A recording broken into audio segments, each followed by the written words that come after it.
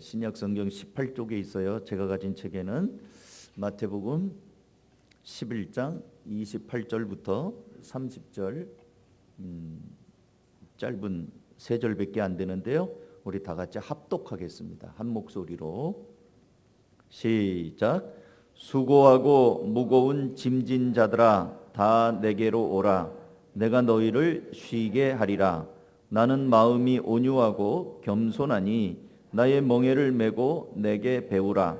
그리하면 너희 마음이 쉼을 얻으리니 이는 내 멍에는 쉽고 내 짐은 가벼움이라 하시니라. 아멘. 이 시간에는 우리 강치국 목사님 한 달에 한 번 설교하시는데요. 주일낮에 무거운 짐을 벗고 멍에를 메라 하는 제목으로 말씀을 전하겠습니다. 많은 은혜 받으시기 바랍니다.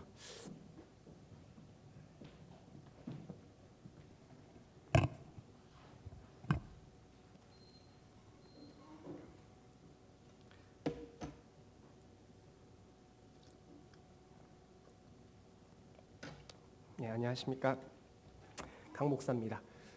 예. 이렇게 올라온 이 순간 잠깐이 한 5초 정도가 굉장히 제가 뻘쭘한 시간이거든요. 그래서 되게 무슨 말로 이렇게 예배를 시작해야 하나 이런 생각이 듭니다.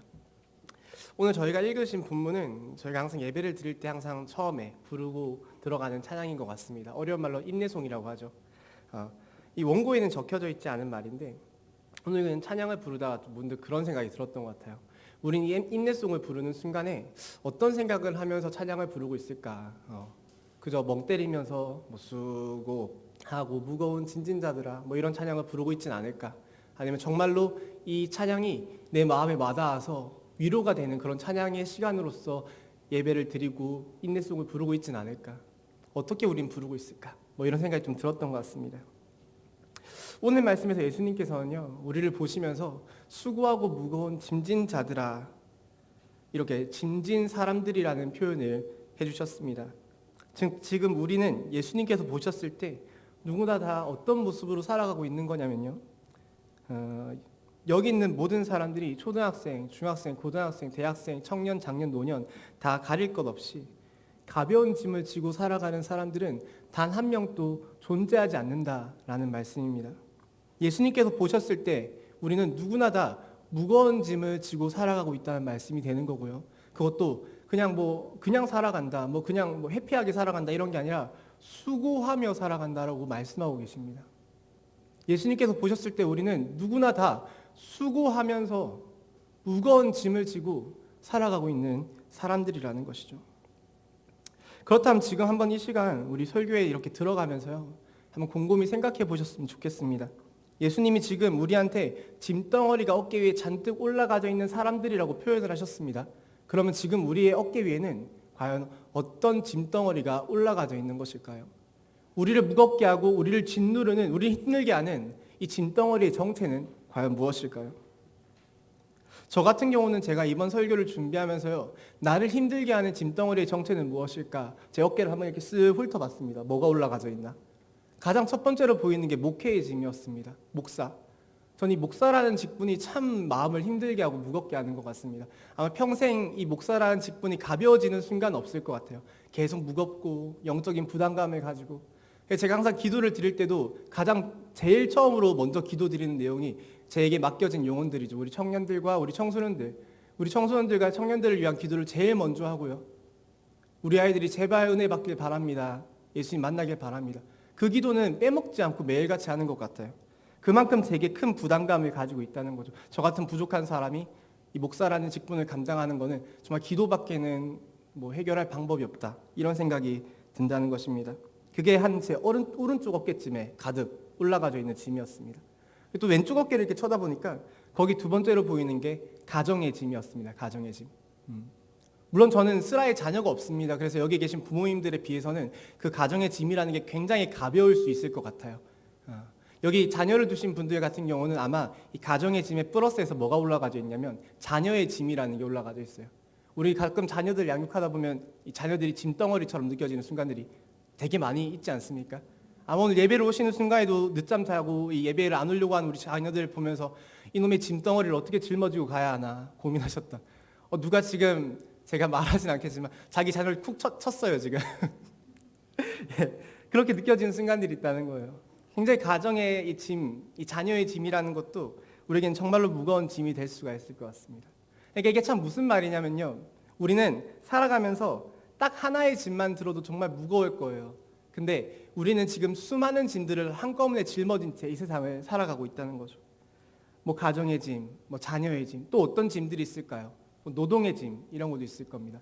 매일 아침 일찍 눈을 떠야 하고 너무 졸린데도 출근을 준비해야 하고 매일같이 그 빨간 날, 주말 이 날만 쉬는 날만을 쳐다보면서 안식이 없는 고된 우리의 인생살이 그죠? 굉장히 힘든 노동의 짐이 있습니다. 세상에는 이런 말도 있습니다. 원 없이 자고 싶으면 죽고 나서 자라. 너무 잔인한 말이지 않습니까? 원 없이 잘 수가 없는 세상인 것 같아요. 그러니까 죽고 나서 자라고 얘기를 하는 것 같습니다. 그런 노동의 짐도 우리를 좀 괴롭히는 짐일 수 있습니다. 또 우리 자녀들 같은 경우는 학업의 짐이 있죠. 매일매일 반복되어지는 시험, 학교, 학원, 집, 시험, 학교, 학원, 집 너무 스트레스를 받습니다. 그리고 또 경쟁의 짐이라는 것도 있습니다. 다른 사람보다 더 좋은 고등학교를 가야 하고 옆 사람보다 더 좋은 대학교를 가야 하고 더 좋은 직장에 가야 하고 더 예쁜 마누라, 더 멋있는 남자를 뭐 남편을 만나야 하고 그런 경쟁의 짐, 보이지 않게 우리를 계속해서 괴롭히는 그런 스트레스라는 것이죠. 그렇기 때문에 시험을 쳐서 등급을 나눠서 사람의 등급이 1등급이고 5등급이고 9등급이고 평가를 받고 있는 그런 세상에서 우리는 살아가고 있습니다. 그리고 또 그런 뭔가 미래에 대한 막연한 불안감도 있죠. 시험의 등급이 좀 낮게 나오면 나는 앞으로 미래에 먹고 살 수는 있을까? 저는 청소년 시기 때 이런 걱정을 했습니다. 나는 대학교는 갈 수 있을까? 인서울 할 수 있을까? 이런 고민을 하지도 않았어요. 대학교는 갈 수 있을까? 나는 미래에 취직은 할 수 있을까?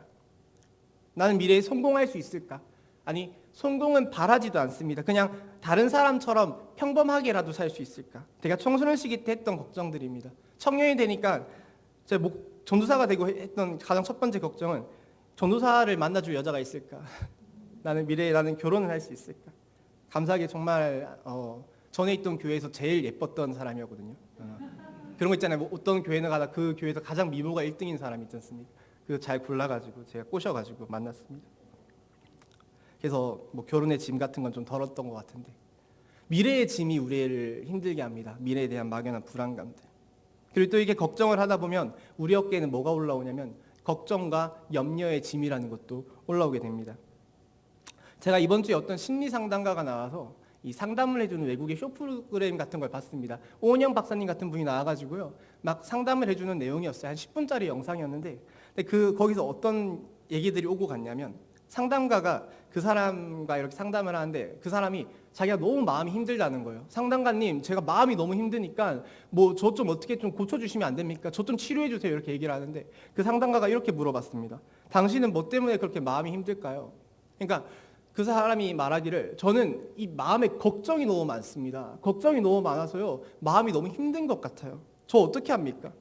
그러니까 상담가가 이렇게 말합니다. 당신은 왜 그런 걱정을 가지고 살아가나요?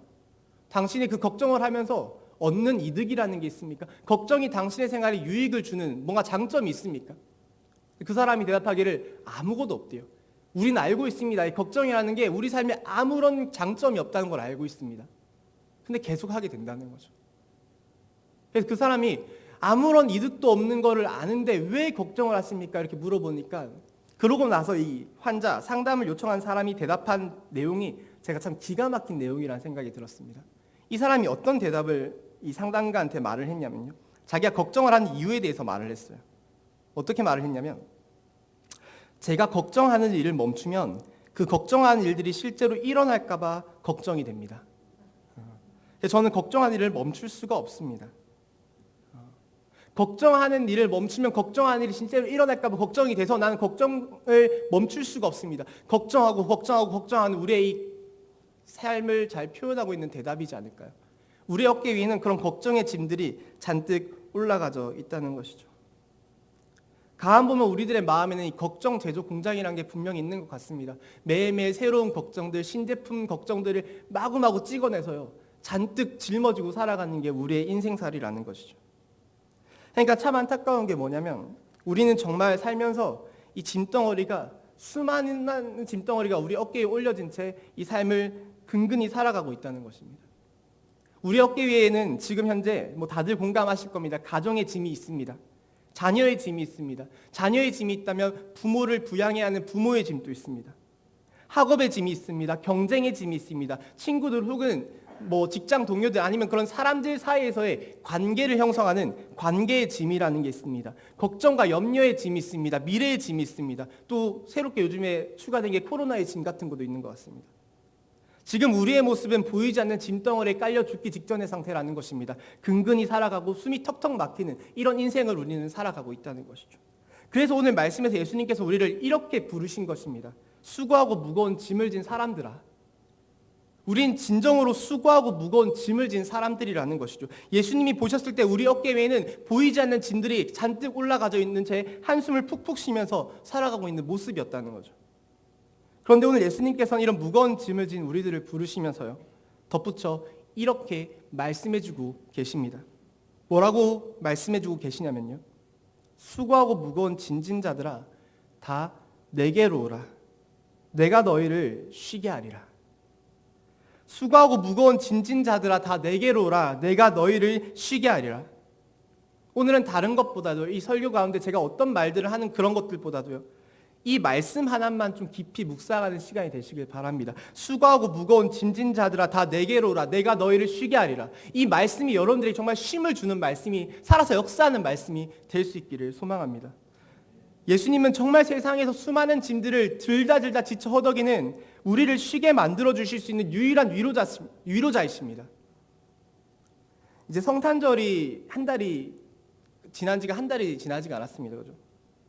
근데 벌써 표현을 하자면 지난해 성탄절 이렇게 표현을 해야 하더라고요. 1년이 지난 것 마냥. 우리 지난해 성탄절에 세례식을 했었죠. 입교식, 합습 이런 걸 했습니다. 그래서 다들 아시겠지만 우리 청소년부 학생들이 되게 많이 참여를 했어요. 너무 감사하게 전 아이들에게 너희 세례 받을래, 입교할래, 학습할래 이렇게 물어봤어요. 전화를 돌려서 전부 다 해당할 될 수 있는 애들한테. 근데 전 애들이 솔직히 싫다고 할 줄 알았거든요. 저는 세례 안 받을래요 할 줄 알았어요. 그래서 세례 안 받는다고 하는데 강요할 수는 없잖아요. 자기가 믿어야지 세례 받을 수 있는 거니까. 그래서 저는 강요할 생각은 없고 그냥 물어봤는데 다들 너무 의외로 받을게요라고 얘기를 하더라고요. 부모님들이 잘 꼬셨나 이런 생각이 들었습니다. 그러신 것 같네요. 무슨 소리 들어보니까. 너무 참 감사하게 많은 학생들이 참여를 했는데 또 많은 학생들이 간증을 했는데 제가 청소년부 담당 목사니까 그래도 그 간증문을 좀 미리 받아서 읽었어요. 이렇게 읽으면서 좀 같이 수정하는 시간을 가졌습니다. 이렇게 표현을 하면 좀 더 부드러울 것 같아. 아니면 이런 내용을 좀 추가하면 더 좋지 않을까? 이런 얘기를 좀 같이 했었는데 제가 좀 많은 얘기를 하지 않았어요. 제가 많이 수정하진 않았는데 우리 애들이 생각보다 간증을 잘 쓰더라고요. 또 그것도 부모님들이 도와주셨나? 너무 잘 썼어요. 저는 그래서 이 간증을 미리 받아서 읽는데 최근 1년의 사역 중에 가장 행복했던 순간이 간증 읽는 순간이었던 것 같아요. 너무 행복하고 자기들의 입으로 예수님을 믿겠다고 고백하는 그 글들이 왜 이렇게 사랑스럽게 보이는지 정말 행복했던 순간이었습니다. 그런데 모든 학생들이 다 간증을 너무 잘했죠. 근데 제가 유독 어떤 한 학생의 간증을 좀 미리 받아서 읽었는데 원래는 제가 상담자로서 눈물이 없습니다. 제가 항상 이 설교를 드릴 때마다 제가 상담자인 걸 강조하지 않습니까? 전 눈물이 없는 사람이에요. 근데 이 학생의 간증을 읽는데 참 뭉클한 마음이 들더라고요. 정말 너무 감동을 받았습니다. 그 간증의 내용이 뭐였냐면 이 학생이 중학교 3학년 때 일을 얘기했어요. 근데 그 당시에 자기가 너무 힘들고 의지할 곳도 없고 다른 사람들에게 조언을 받아도 막 소용이 없던 그런 순간들이 있었던 거죠. 근데 그 학생이 그 순간 속에서 예수님께 기도를 드렸다는 겁니다. 그런데 계속 그렇게 힘들 때마다 예수님께 기도를 드리니까 자신의 마음이 좋아지는 걸 느꼈다는 거예요. 그렇게 자신은 예수님을 믿게 되었습니다. 이렇게 간증하는 글을 제가 읽었습니다. 누군지 이름은 공개할 수가 없습니다. 프라이버시가 있기 때문에. 자기는 알고 있는 것 같으시면 자기가 막 수덕수덕거려 한바람 같이. 진짜 너무 감사했어요. 그 간증을 듣는데. 이 코로나 시기에 사실 우리가 교회에서 방역 지침 때문에 수련회도 못 갔었고요. 뜨거운 기도회 같은 것도 못 했고요. 솔직히 너무 미안하지만 잘 놀아주지도 못했어요. 그래서 저는 학생들에게 정말 미안한 마음이 너무 많았습니다. 신방을 가도 매주 모든 학생들을 갈 수는 없으니까요. 제가 한 주는 모든 학생들 신방을 가봤는데 빼빼로도 걸어주고 어떤 손글씨 써서 어떤 과자 포장도 해보고 이렇게 했는데 한 7시간이 걸리더라고요. 한 하루 만에 이게 다 돌려니까. 매주 못하죠. 너무 미안했습니다. 근데 이 학생은 교회에서 예수님을 만난 게 아닙니다. 자신의 집, 방 안에서 스스로 누구의 도움도 없이 예수님을 만났던 겁니다. 예수님이 이 학생을 찾아오신 게 아니죠. 이 학생이 예수님에게 나아간 겁니다. 그겁니다, 여러분. 예수님은 이 학생을 자신에게 나아온 이 학생을 쉬게 해주신 것이죠. 오늘 말씀에서 약속해 주셨던 것처럼 수고하고 무거운 짐을 진 사람이 예수님께 나아갔을 때 예수님은 그 사람을 반드시 쉬게 만들어 주신다는 겁니다. 예수님은 너희가 힘들 때 내가 찾아갈게 조금만 기다리고 있어 이렇게 말씀하지 않으셨습니다. 수고하고 무거운 짐진 자들아 다 내게로 오라. 내게로 오라고 하셨고요. 그리하면 내가 너희를 쉬게 만들어준다. 그렇게 말씀하셨다는 거죠. 가끔 우리가 예수님께 나아가지 못하는 순간들이 있습니다. 근데 그런 순간들에 우리의 마음속에 그런 생각들을 좀 읽어보면요. 보통 우린 이런 변명을 할 때가 많습니다. 요즘에 내가 너무 시간이 없어서, 내가 요즘에 너무 바빠서, 정신이 없고, 뭔가 내가 너무 지쳐서, 기력이 없어서, 이런 변명들을 마음속에 가득 품고 잠깐 내 인생에서 예수님을 제껴놓고 잠깐만 비켜 계세요. 예수님 제가 조금 한가해지면 다시 연락드릴게요. 찾아뵐게요. 조금만 잠깐만 옆에 계세요. 그렇게 얘기할 때가 너무 많이 있다는 거죠. 그런데 다들 아시겠지만 우리가 예수님 만나러 가는 시간이 그렇게 많이 소요되지 않거든요. 3-4시간 걸리는 게 아닙니다. 예수님이 저기 부산 쪽에 계셔가지고요. 찾아뵈러 가는데 5시간 걸려서 시간이 너무 많이 걸려서 조금 바쁘니까 못 만난다 이런 게 아닙니다. 예수님은 어디나 계시는 분이기 때문에 사실 장소가 중요한 것도 아닙니다. 꼭 교회에서만 만날 때 이런 것도 아니에요. 복장이 중요한 것도 아닙니다. 꼭 정장을 만나야지 만날 수 있는 것도 아닙니다. 성경에서는 그 어떤 구절에서도 우리가 힘들 때 예수님께 위로를 받기 위해서는 새벽의 시간에 교회에 나와서 정장을 입고 예배를 드려야지, 새벽 기도를 드려야지만 위로를 받을 수 있다 이렇게 말하는 말씀 구절은 찾아볼 수가 없습니다. 그냥 집에서, 방 안에서 잠깐의 시간이라도 우리가 예수님을 찾아가기만 한다면 예수님은 우리를 만나주실 생각이 가득 이미 넘쳐 흐르고 계신 분이라는 것이죠. 예수님 우리를 위로해주고 싶어서 안달이 나신 분입니다. 우리를 구원해 주시려고 십자가에까지 매달리신 분이 우리에게 무엇 하나 안 좋은 것, 떼어먹고 남은 것을 주려고 하시겠습니까? 자기의 목숨까지 희생하신 그분이 우리를 위해서 가장 좋은 것을 주고 싶어 하지 않으시겠습니까? 우리가 나아가기만 하면 예수님은 주실 것입니다. 근데 우리가 나아가질 않는 것이죠. 바쁩니다. 정신이 없습니다. 피곤합니다. 그러한 변명들을 우리가 나아가지 못하기 때문에 예수님 우리를 위로해 주지도 못하신다는 것입니다. 우리가 예수님을 찾아가는 방법에는 여러분 3가지가 있습니다. 그거는 너무 간단합니다. 기도, 말씀, 찬양입니다. 기도, 말씀, 찬양. 그냥 방 안에서 두 손을 모으고 기도할 때 우린 예수님께 나아갈 수가 있습니다. 너무 간단합니다. 어려운 일이 아닙니다. 시간이 많이 들지도 않습니다. 체력이 소모되지도 않습니다. 방 안에서 이어폰을 끼고 찬양을 듣거나 또 찬양을 목 놓아 부를 때 우린 예수님께 나아갈 수가 있습니다. 우린 찬양을 부를 때 감정을 통해서 눈물로 역사해 주시는 예수님을 체험할 수도 있습니다. 또 방 안에서 책상도 필요 없습니다. 그냥 밥상 조그만한 거 동그란 거 1인용 그 밥상 한 개 펴놓고요. 성경책 말씀을 읽을 때도 우린 예수님께 나아갈 수가 있습니다. 저는 청년의 시절에 이거 제 영적인 간증이거든요. 실제로 제가 자취할 때 단칸방에 살았는데 거기 책상이 어디 있겠습니까? 단칸방에. 그냥 밥상 펴놓고 성경책을 읽었어요. 그런데 제가 딱 한 장의 말씀을 읽는데 7시간이라는 시간이 걸렸습니다. 이게 영적인 간증이에요. 한 구절 읽는데 너무 감동돼서 울면서 기도 한번 하고 또 눈 떠서 한 구절 읽는데 너무 감동돼서 또 기도 한번 하고 그렇게 한 장을 읽는데 수십 번의 기도를 했고 시간이 지난 걸 보니까 7시간이 지나 있더라고요. 매번 그렇게 읽지 못해요. 저도 딱 한 번 인생에서 그런 일이 있었어요. 성령을 강하게 체험한 그런 순간이었습니다. 그러다 보니까 이제 목사까지 됐는데 실수한 것 같습니다. 4시간만 읽을 걸 7시간 읽어버려가지고. 우리가 요즘에 바이블 타임이 신약 성경으로 바뀌고 나서요. 솔직히 너무 쉽고 분량도 짧아서 너무 좋지 않으십니까? 요즘 제가 그걸로 감사 제목이 넘칩니다. 말씀이 짧아서 좋은 것도 있는데 우리 애들이 읽어도 이해할 만한 내용이더라고요. 구약은 걱정이 됐습니다. 바이블 타임 하라는 말도 잘 못했어요. 어차피 이해 못할 것 같아가지고. 신약은 너무 재밌고 은혜롭고 쉽습니다. 우리는 그 말씀 한 장, 그 바이블 타임 한 장 읽는 곳에서도 여러분 충분히 위로를 받을 수가 있다는 거죠. 우리는 그 말씀 한 장에서 예수님이 나에게 어떤 말씀을 해주실까 깊이 고민하는 그 순간에 예수님을 만날 수가 있습니다. 당장 오늘 집으로 돌아가서 큐티 하실 때도 오늘 큐티 본문이 마태복음 11장이 수고하고 무거운 짐진 자들아의 말씀이에요. 이 말씀을 읽는 그 순간 예수님의 음성이 들리고 여러분들은 감동을 받게 되실 겁니다. 기도와 찬양과 말씀 이 세 가지로 우린 예수님께 나아갈 수가 있습니다. 오늘 예배 이후부터는요, 우리의 삶이 그렇게 나아가는 삶이 되시기를 소망합니다. 물론 우리의 삶이라는 게 예수님을 잘 믿는다고 여러분 갑자기 180도 달라져가지고요, 예수님을 잘 믿게 된 이후부터 내 인생에 갑자기 막 성공의 기로에 막 서게 되고 안 되던 취직이 막 되고 안 좋은 성적이 올라가고 속썩이던 내 자녀가 갑자기 말을 잘 듣는 역사가 일어나고 직장에서의 내 위치가 올라가고 그런 일이 일어나지는 솔직히 말씀드려서 아닐 수 있습니다. 아니 그런 일이 일어나지 않을 겁니다, 여러분. 대부분의 우리의 현실은 여러분 우리가 예수님 잘 믿는다고요 달라지진 않습니다. 우리가 아무리 기도를 한다고 해도 우리가 현실이 달라질 때도 있습니다. 기도 응답을 통해서. 근데 다들 아시겠지만 대부분 우리의 현실이요 달라지지 않을 때가 좀 더 많이 있는 것 같아요. 기도를 한다고 해도.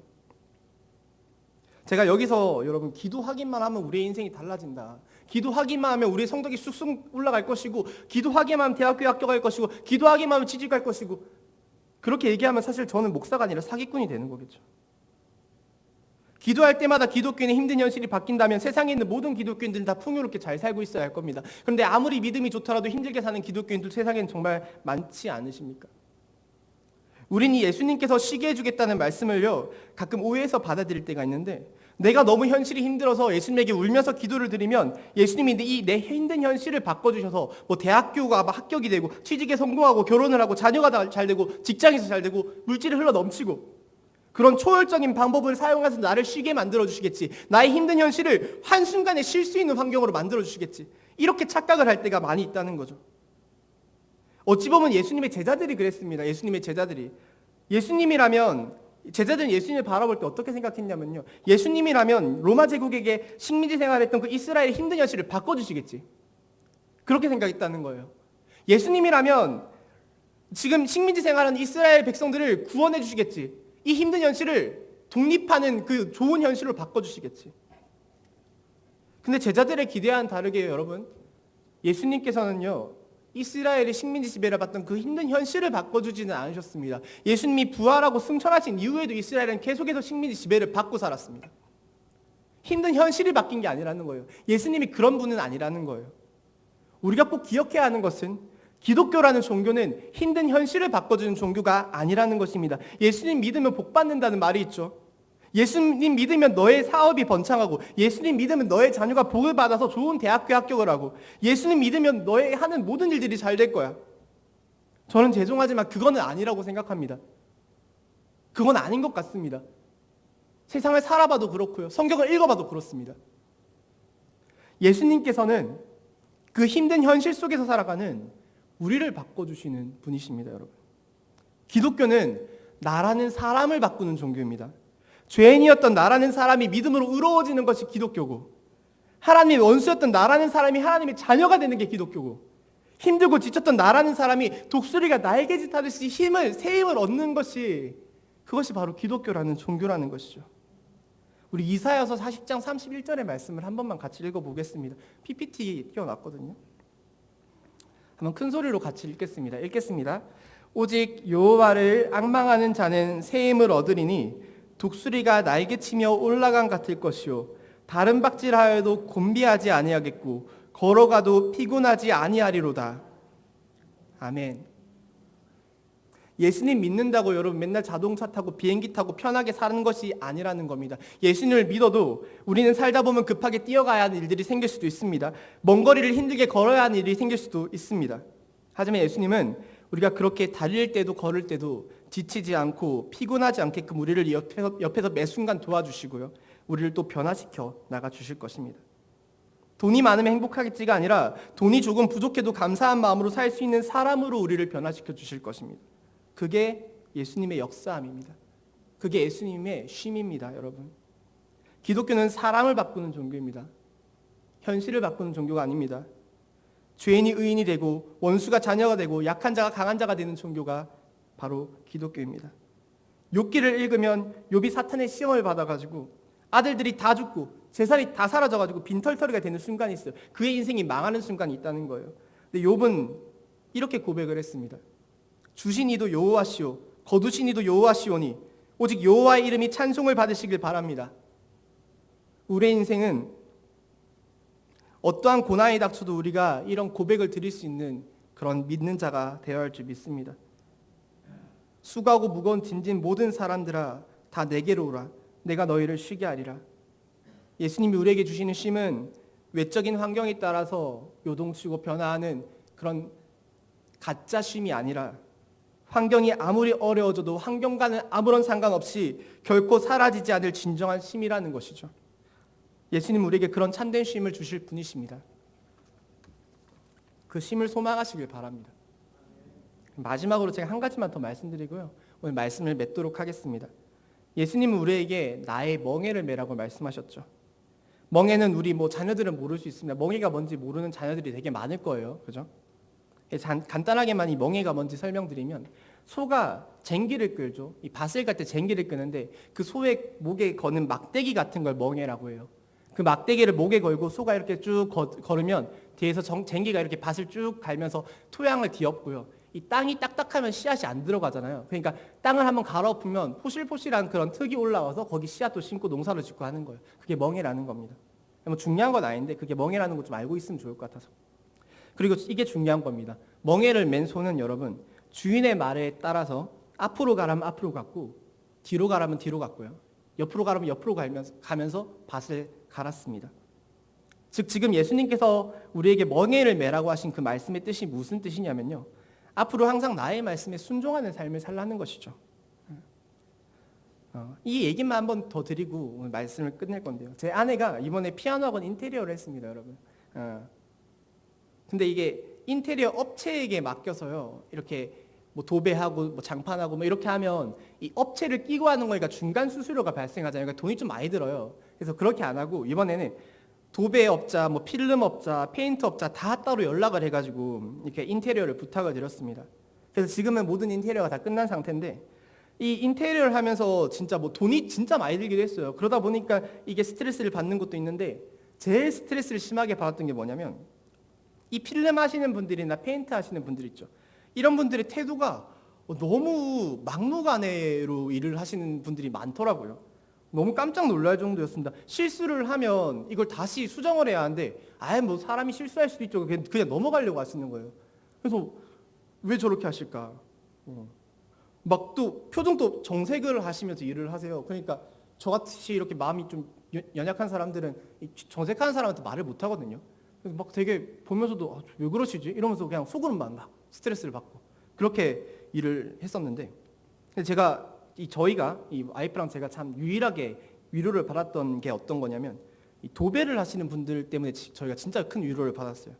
이분들이 이 부부가 와서 같이 도배를 하시는 분들인데 너무 꼼꼼하게 해주시고요. 또 친절하고 너무 상냥한 거예요. 제가 전등 가는 게 도배하시는 분들이 일이 아니잖아요. 전등을 갈고 있는데 제가 잘 모르는 게 있어서 막 질문을 하는데 막 10분씩 친절하게 설명을 해주면 자기가 또 전등도 다 갈아줘요.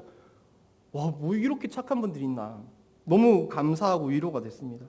그런데 그분들이 12월 30일부터 31일 그 이틀간 도배 작업을 하셨거든요.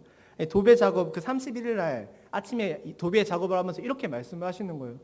죄송하지만 제가 저녁에는 송구 영신 예배를 드려야 해서요. 집에 좀 빨리 가봐야 합니다. 이렇게 얘기를 하시는 거예요. 너무 기쁜 말이지 않습니까, 여러분?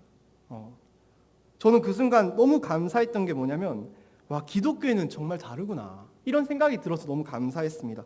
세상 사람과 기독교회는 다르구나. 정말 믿지 않는 사람과 믿는 사람은 그래도 좀 다르구나. 뭔가의 차이가 있구나.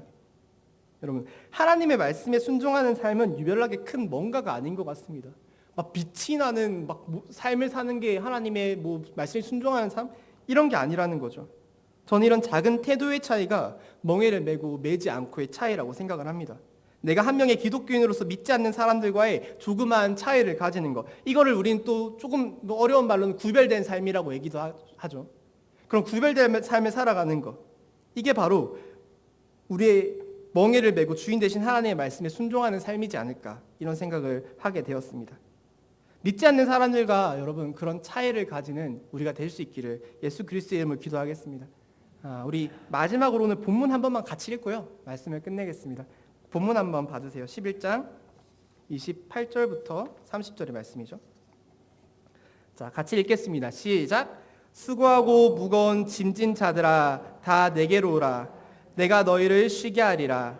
나는 마음이 온유하고 겸손하니 나의 멍에를 메고 내게 배우라.